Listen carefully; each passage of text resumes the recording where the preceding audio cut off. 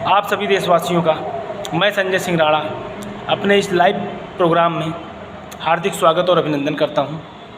दोस्तों, आपसे पुनः अनुरोध है कि अगर अभी तक आपने हमारे YouTube चैनल को सब्सक्राइब नहीं किया है, फेसबुक पर फॉलो नहीं किया है, हमारे भारतीय सर्वधर्म पार्टी के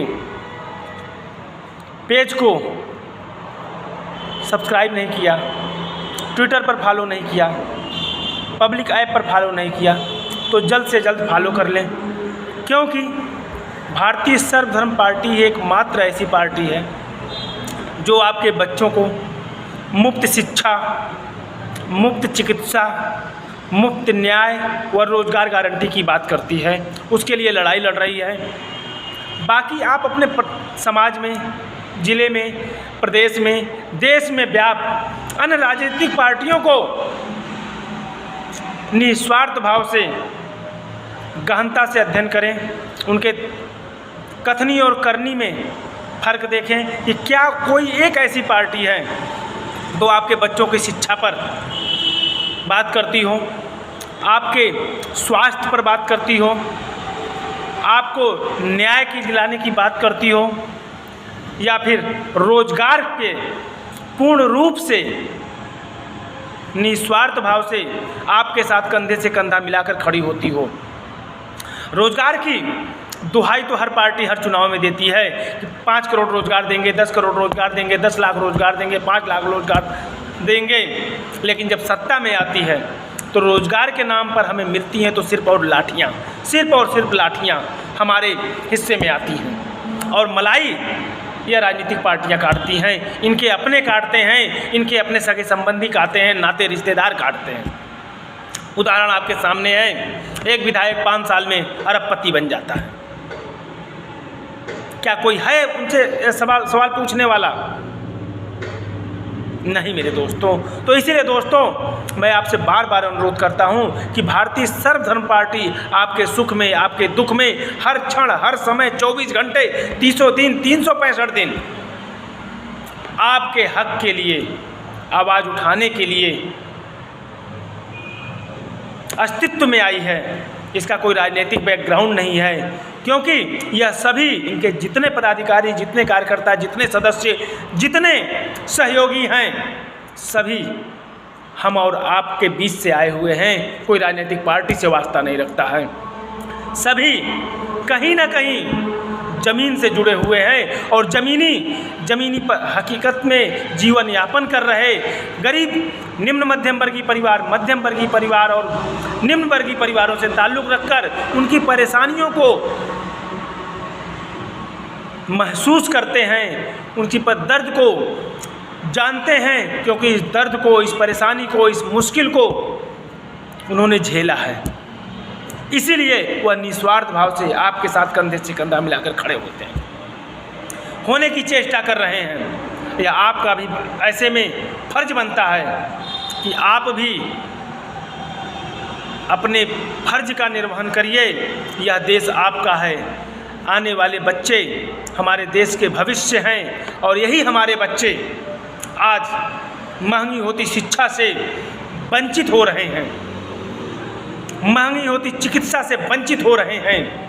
हम और आप न्याय के लिए धक्के खाते हैं, और इस बात को मुझे प्रत्यक्ष प्रमाण देने की आवश्यकता नहीं है, क्योंकि इस बात को हमारे चीफ जस्टिस रिटायरमेंट के बाद, हमारे प्रदेश के DGP रिटायरमेंट के बाद, हमारे प्रदेश के, हमारे देश के नौकरशाह रिटायरमेंट के बाद स्वीकार करते हैं कि यहाँ गरीबों को पैसे के अभाव में न्याय से वंचित रखा जाता है।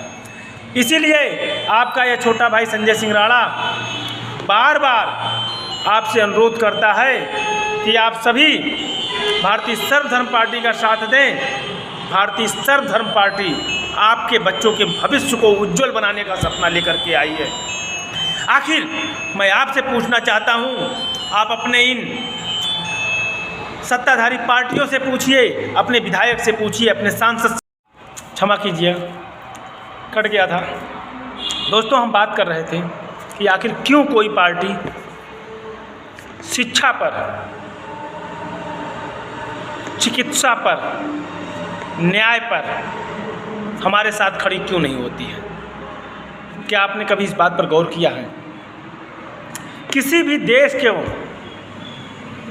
विकसित होने में, किसी भी देश को आत्म संपन्न होने में, किसी भी देश को आत्मनिर्भर होने में शिक्षा का सबसे बड़ा योगदान है। क्योंकि शिक्षा ही एक ऐसा मार्ग है जिस पर चलकर हम बुलंदियों को छू सकते हैं, अपना सपना साकार कर सकते हैं। हमारे प्रधानमंत्री महोदय बार बार आत्मनिर्भर भारत, आत्मनिर्भर भारत, आत्मनिर्भर भारत की बात करते हैं, लेकिन वो सिर्फ बात करते हैं, आत्मनिर्भर भारत वो चाहते नहीं हैं। अगर वो आत्मनिर्भर भारत चाहते तो शिक्षा का इस प्रकार व्यवसायीकरण न होने देते।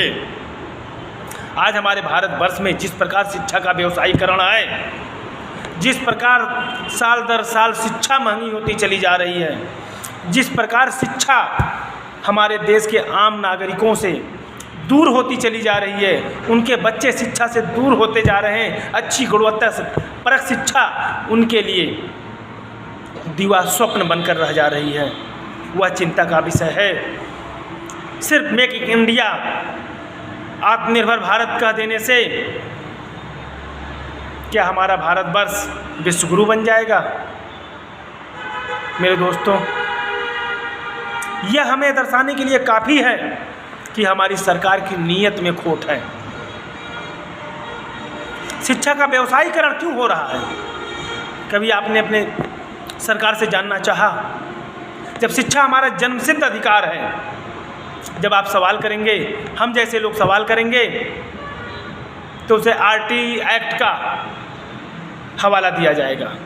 अर्थात 6 साल से 14 साल तक के बच्चों को अनिवार्य शिक्षा तो निःशुल्क शिक्षा है, आरटी एक्ट तो है, लेकिन मेरे साथियों, क्या वह पर्याप्त है? क्या आरटीई एक्ट के तहत हमारे बच्चों को जो एडमिशन होते हैं इन निजी शिक्षण संस्थानों में, क्या वह पूरी तरह से हमारे बच्चों को शिक्षा ग्रहण कराने की अपनी जिम्मेदारी को निर्वाह कर रहे हैं? क्या यह निजी शिक्षण संस्थान आरटीई एक्ट के कोटे से एडमिशन लिए बच्चों पर अन्य बच्चों की भांति ध्यान देते हैं? नहीं मेरे दोस्तों, नहीं। क्योंकि आरटीई एक्ट का सहारा लेकर के यह सभी निजी शिक्षण संस्थान सरकारी अनुदान का लाभ तो लेते हैं, लेकिन जब आरटीई एक्ट के तहत 25% सीटें छोड़ने की बात आती है कमज़ोर वर्ग के बच्चों के लिए, तो यह अन्य प्रक्रिया के द्वारा, अन्य हथकंडे अपना करके, उनसे पल्ला झाड़ करके, कोई न कोई रास्ता निकाल करके एडमिशन दाखिला लेने से बचते हैं। और जो बच्चे दाखिला पा जाते हैं, जाहिर है कि वो बच्चे गरीब के ही होते हैं। वो बच्चे, मैं मान लिया, चलिए आरटीई एक्ट के तहत हमारे आपके बच्चे लामार्टिनियर में, डीपीएस में, सीएमएस में, एलपीएस में या अन्य कॉन्वेंट स्कूलों में दाखिला ले लेते हैं, तो क्या उनके माता पिता केजी के बच्चे का 500,000 रुपये स्टेशनरी खरीदने की उनकी हैसियत होती है? क्या वो खरीद सकते हैं? क्या हर साल जो ड्रेस चेंज होता है, हर साल फंक्शन के नाम पर जो धनुगाही होती है, हर साल भवन निर्माण के नाम पर जो फीस में बढ़ोतरी होती है, हर साल मेंटेनेंस के नाम पर जो उनसे चार्ज वसूला जाता है, वह क्या उसे वहन करने की क्षमता उनकी होती है? नहीं होती है मेरे दोस्तों। और यही हथकंडा इन निजी शिक्षण संस्थानों को आरटीई एक्ट के दाखिले देने में सबसे बड़ा सहायक होता है, क्योंकि इनका बहाना, इन्हें इस माध्यम से इनके अभिभावकों को प्रतिदिन प्रताड़ित किया जाता है। बच्चों को क्लास के अन्य बच्चों के सामने उन्हें नीचा दिखाने की चेष्टा की जाती है, अर्थात उन्हें शर्मिंदगी उठानी पड़ती है, जिसके कारण बच्चे स्कूल जाना छोड़ देते हैं। और ये स्कूल वाले कहते हैं हमने तो आरटीई एक्ट के तहत एडमिशन दिया, अब बच्चा नहीं आ रहा है तो मैंने उस कोटे को दूसरे बच्चे को पैसा लेकर के वो एडमिशन दे दिए। अर्थात आरटीई एक्ट का लाभ भी उनको मिला। जो सरकारी अनुदान मिलती है 5,000 करोड़ की ज़मीन उन्हें 500 करोड़ में मिल जाती है, क्योंकि आरटीई एक्ट के तहत सरकार उन्हें अनुदान देती है। तो मेरे साथियों, क्या कोई भी राजनीतिक पार्टी इस पर आपका साथ देने को तैयार है? अगर नहीं तो क्यों? सोचिए। तो फिर ऐसी पार्टी का साथ क्यों जो आपके बच्चों के भविष्य को अंधकार की तरफ ले जा रहा हो? एक नई पार्टी, एक नया राजनीतिक दल जिसका उदय ही मुफ्त शिक्षा, मुफ्त चिकित्सा, मुफ्त न्याय और रोजगार गारंटी को संकल्प लेकर के हुआ हो, फिर उसका साथ क्यों नहीं? क्यों नहीं, मैं आपसे पूछता हूँ।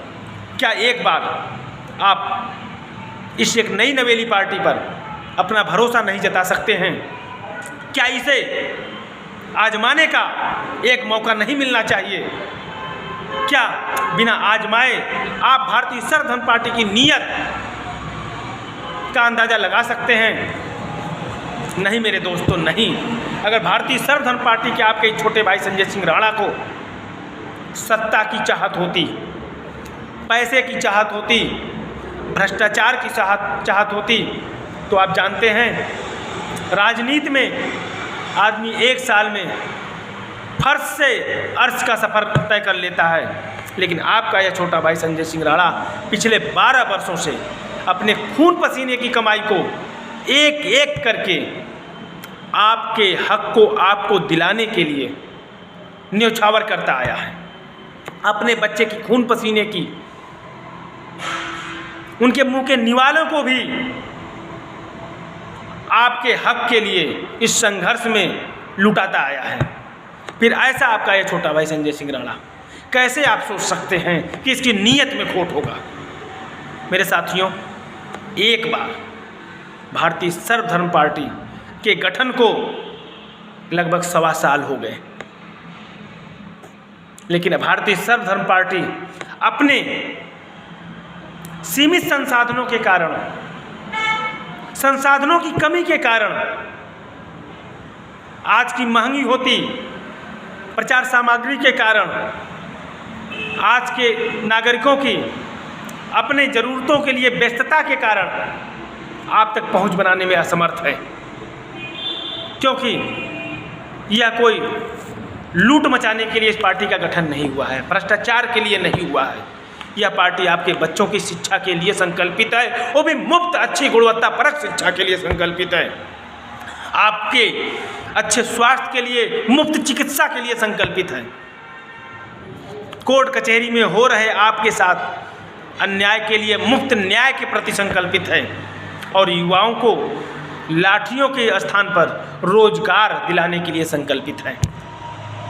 मेरे साथियों, जिस दिन आपने भारतीय सर्वधर्म पार्टी को अपना मान करके, अपनी पार्टी मान करके, जात पात से ऊपर उठकर, अपने पराये की राजनीति से ऊपर उठकर, अपने पराये की संकुचित छोड़ से ऊपर उठकर आपने सच्चे दिल से भारतीय सर्वधर्म पार्टी का साथ दे दिया, हमारी विचारधारा को जन जन तक पहुंचाने में हमारा साथ दे दिया, उस दिन भारतीय सर्वधर्म पार्टी आपके बच्चों को मुफ्त शिक्षा का रास्ते को की सारी रुकावटों को दूर कर आपके बच्चों को उज्जवल भविष्य को उज्जवल बनाने का सपना साकार करके दिखाएगी। आपके स्वास्थ्य को उत्तम स्वास्थ्य बनाने में मुफ्त चिकित्सा का संकल्प साकार करके दिखाएगी। आपको न्यायपालिकाओं की दौड़ से बचाने के लिए मुफ्त न्याय की अपने घोषणा को साकार करके दिखाएगी। युवाओं को रोजगार का साधन उपलब्ध करा करके अपने वादे को साकार करके दिखाएगी। अभी ज़रूरत है तो सिर्फ आपके साथ की, आपके प्यार की, आपके आशीर्वाद की, आपके सहयोग की। तो आप जिस प्रकार हो सके भारतीय सर्वधर्म पार्टी का साथ दें।